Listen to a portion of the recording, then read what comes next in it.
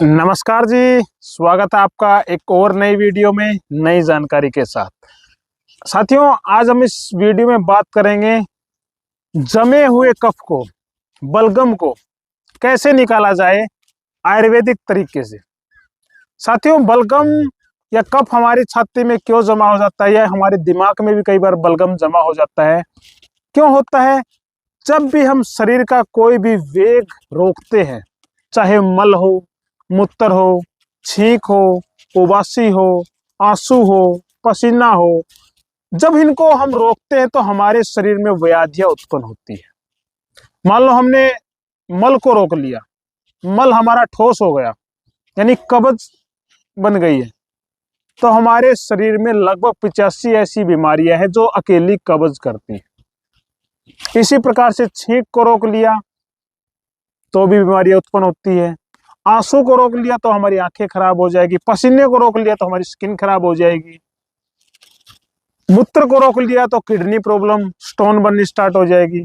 इसी प्रकार से जब हमारे जुकाम लगती है तो नाक से पतला पदार्थ निकलता है, उसको हमने एंटीबायोटिक दे देकर रोक लिया तो वो अंदर ही जमा हो जाता है।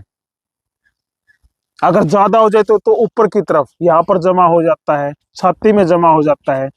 यंग एज में, जवानी में हमें पता नहीं लगता, लेकिन जैसे जैसे एज हमारी होती जाती है, उम्र ढलती जाती है, तब हमें धीरे धीरे पता लगता है कि अस्थमा की दिक्कत हो गई, सांस लेने में तकलीफ हो गई, थोड़ा सा चलते हांफने लगते हैं, छाती भारी होने लगती है, कुछ भी ठंडा खा लिया, ठंडा पी लिया, या आसमान में बादल छा गए, बारिश के मौसम आ गए तो हमें भारीपन महसूस होता है। कई बार माथे पर होता है, छाती में होता है, और बुजुर्गों को तो बहुत ही ज्यादा दिक्कत है। तो आज हम इस वीडियो में आपको एक ऐसा फार्मूला बताने वाले हैं, अगर आपने ढेरों एंटीबायोटिक खाकर बलगम को जमा लिया है, छाती भारी हो गई है, उसको बिल्कुल उखाड़ फेंकेगा, ऐसा फार्मूला है। तो आपको करना क्या है? 10 ग्राम टंकण भस्म लेनी है।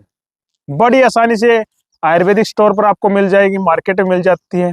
टंकण भस्म होती क्या है? सुहागा आपने सुना है?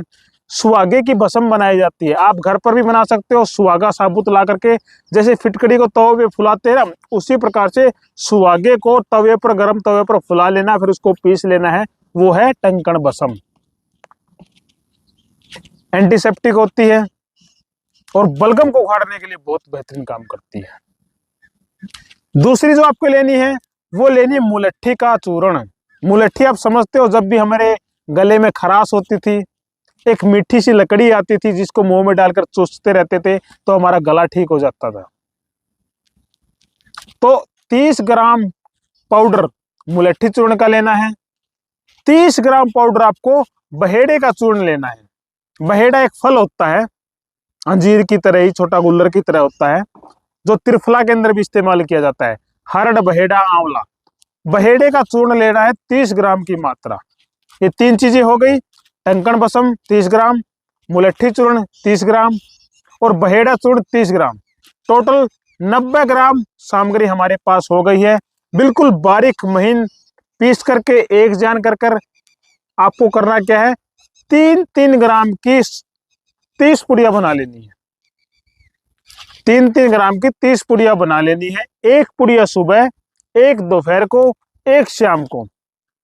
रोजाना 3 पुड़िया गुनगुने पानी के साथ सेवन करना, खाना खाने के 1 घंटे बाद। आप देखेंगे 2 से 3 दिन के अंदर जो आपका जमा हुआ बलगम है वो पिघल कर बाहर आने लगेगा, चाहे छाती में जमा हो या दिमाग में जमा हो। छाती आपकी धीरे धीरे हल्की होती आएगी। जो आपको अस्थमा की दिक्कत है, सांस लेने में तकलीफ हो रही है, घुटन महसूस हो रही है, तो वो बिल्कुल छाती हल्की हो जाएगी, घुटन भी नहीं होगी, अस्थमा में बहुत अच्छा काम करेगा और छाती आपकी खुल जाएगी और बहुत ही आपको रिलीफ महसूस होगा। अगर किसी को ज्यादा ही क्रोनिक बलगम जमा हुआ है तो उसके लिए आप एक और करना ही, तो आपको खाने की दवाई हो गई। अभी आपको लगाने की दवाई बता रहे हैं। देसी गाय का घी लेना है, थोड़ा सा नमक डाल लेना है, उसको हल्का गर्म कर लेना है और उसकी मालिश आपको छाती के ऊपर करनी है शाम को सोते वक्त, रोजाना।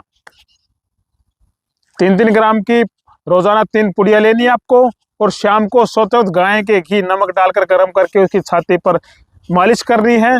तो आपको देखेंगे 2 से 3 दिन के अंदर बहुत ही बेहतरीन रिलीफ मिलेगा। तो प्रयोग करके जरूर देखें, हमारा आजमाया हुआ फार्मूला है, इसीलिए आपको बता रहे हैं। और इस वीडियो को ज़्यादा से ज़्यादा शेयर कर दो भाई, ऐसा नुस्खा आपको कोई नहीं बताएगा जो आज हमने आपको बताया। तो आपका फर्ज बनता है कि इसको शेयर ज़्यादा से ज़्यादा करें। नमस्कार।